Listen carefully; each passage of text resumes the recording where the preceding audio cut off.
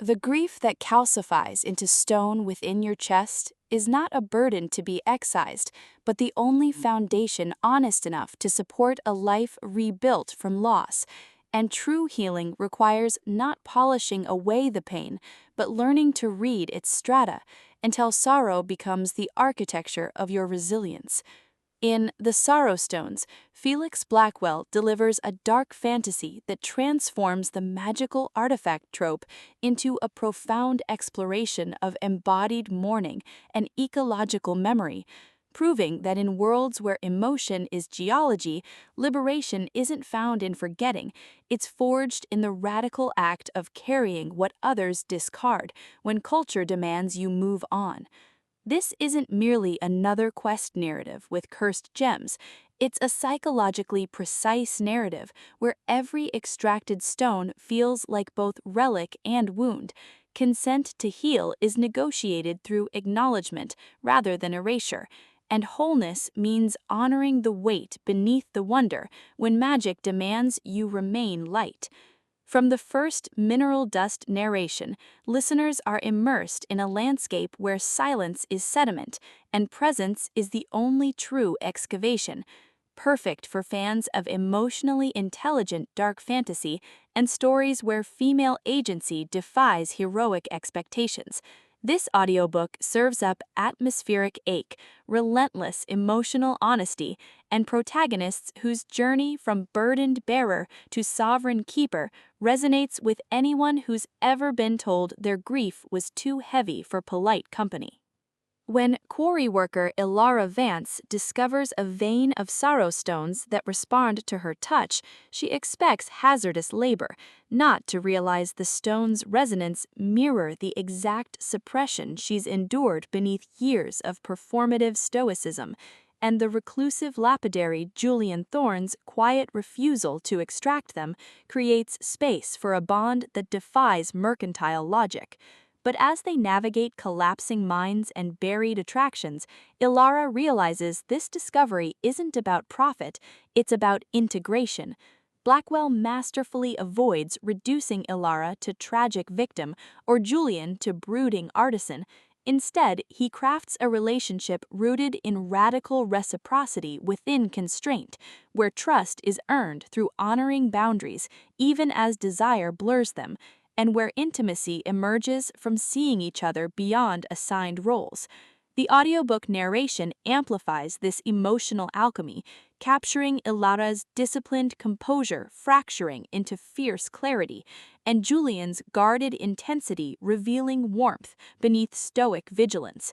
You don't just hear their bond deepen, you feel the seismic shift of two souls learning that some weights can only be borne when you stop trying to lighten them alone.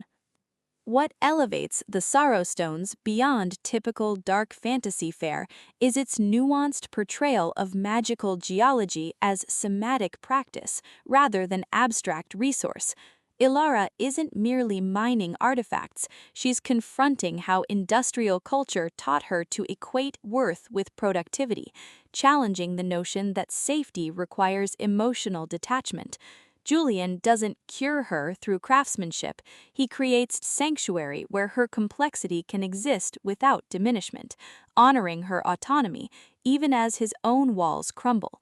Their relationship evolves through acts of radical reciprocity, sharing silences during midnight extractions that bypass performance, establishing rhythms that protect both geological integrity and psychological safety, and defending each other from merchants who mistake evolution for weakness.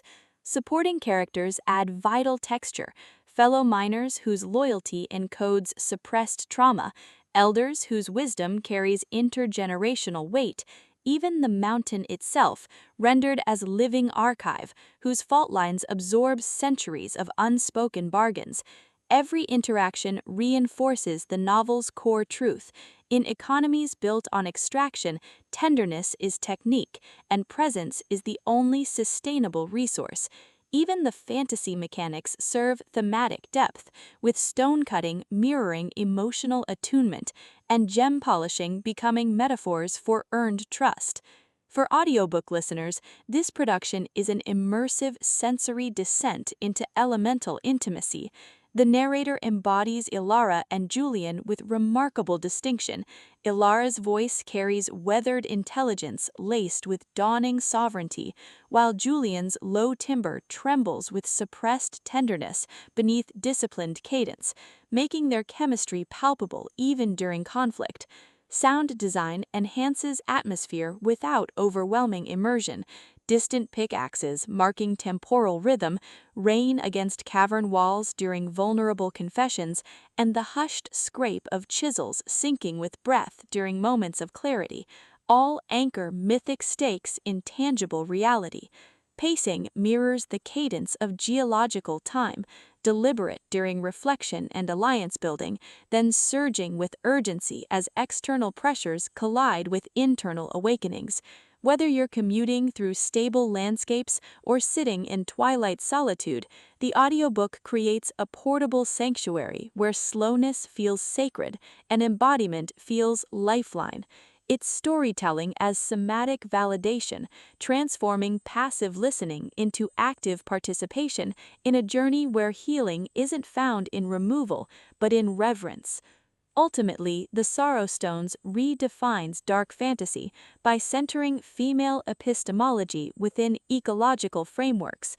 It satisfies genre cravings for satisfying magic and cathartic resolution, while delivering substantive commentary on extractive capitalism, masculine vulnerability, and the radical act of building partnerships based on mutual recognition rather than rescue. No prior series knowledge is needed. It stands confidently as a complete emotional odyssey. If you've ever wondered whether strength can coexist with softness, or if true mastery requires embracing what others fear, this audiobook will affirm that sometimes the most powerful act is simply holding the stone. Press play, descend into the dark, and prepare to believe that even in landscapes shaped by loss, hearts still find ways to crystallize. Your next favorite dark fantasy isn't waiting in flawless heroes, it's waiting in the brave, trembling choice to honor the whole weight.